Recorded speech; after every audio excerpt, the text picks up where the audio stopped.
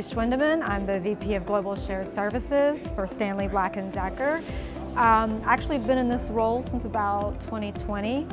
Prior to that, I worked as the BUC, or the Business Unit Controller, across emerging markets for Stanley Black Decker. So in total, about 8 years.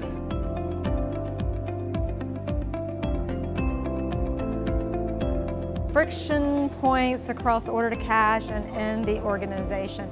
Probably the biggest one for us is that we don't own the whole process, right? So we have parts, pieces, it's very fragmented, fractional. So like today we have credit, cash app, and collections.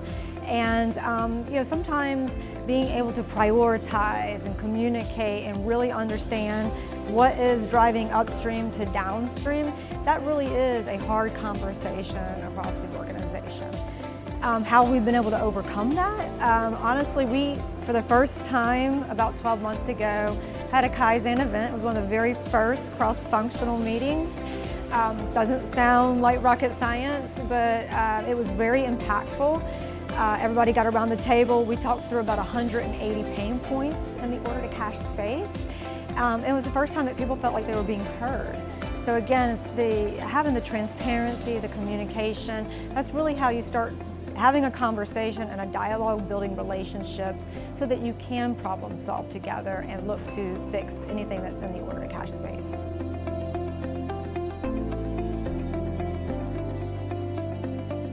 Communication is key. In the absence of communication, most time, people are very narrow-minded and focused and prioritizing what they see kind of front and center, not really looking to the left and or looking to the right and trying to understand, what are your partner's issues and concerns. I may be doing things that implicate them. They could be doing things that implicate me. So in the absence of communication, you really don't understand your full end-to-end and how we can benefit each other.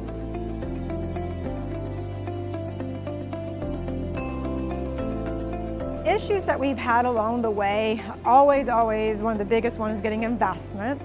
No one likes to think about back office, global shared services. It's not the most sexiest. I mean, you'd rather be investing in your product and your development to drive, P&L and revenue.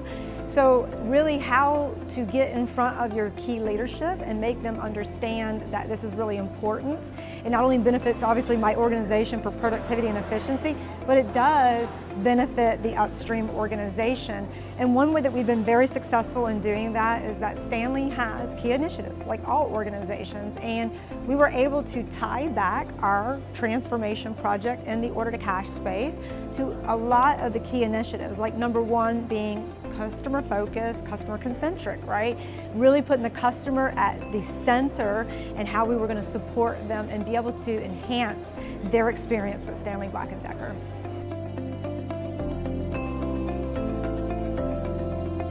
For me, I don't only own order to cash. I have record to report, I2P, master data management, payroll, T&E, so quite the repertoire of your traditional kind of F&A work streams in the shared services space. And where I see us evolving, back in 2020, we went from being captive to outsourcing. So we have a BPO provider that is supporting us, and it's really kind of being able to shift the more transactional, low-hanging, not as much value-add services with the BPO provider, and giving our organization a little bit more time and breadth and opportunities to focus on the more added value things upstream and within the organization. And what I would say with that is it's not always people and process, but there is that technology component, and being able to upskill and learn those new technologies and how they can support SBD.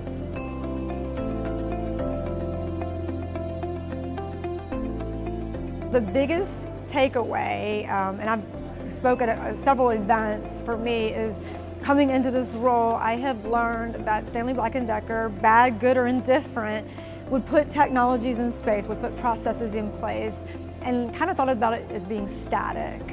I would say you can't do that, right? Like the world is changing faster than a blink of an eye, so you really have to have this kind of dynamic ever evolving, continuous improvement, and being able to challenge kind of that status quo. Like, this is how I've always done it, but okay, is that really the best way to go do something?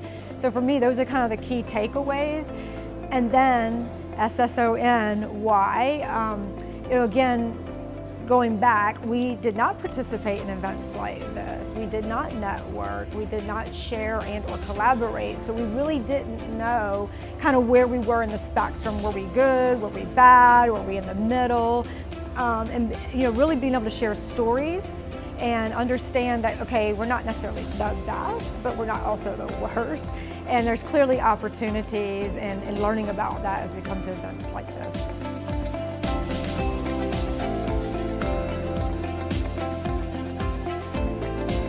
It is definitely the ability to not only network, but as you go out on the demo floor and you see all the different tools, I mean, again, technology, what is in place today may not be in place tomorrow. My kids are way smarter than I am, so it's the, being able to understand. It doesn't mean I'm going to go invest. It doesn't necessarily mean I'm going to buy something, but it's being able to put that on my radar and know how is the technology changing? How are processes changing? What are people doing that I should be thinking about as well?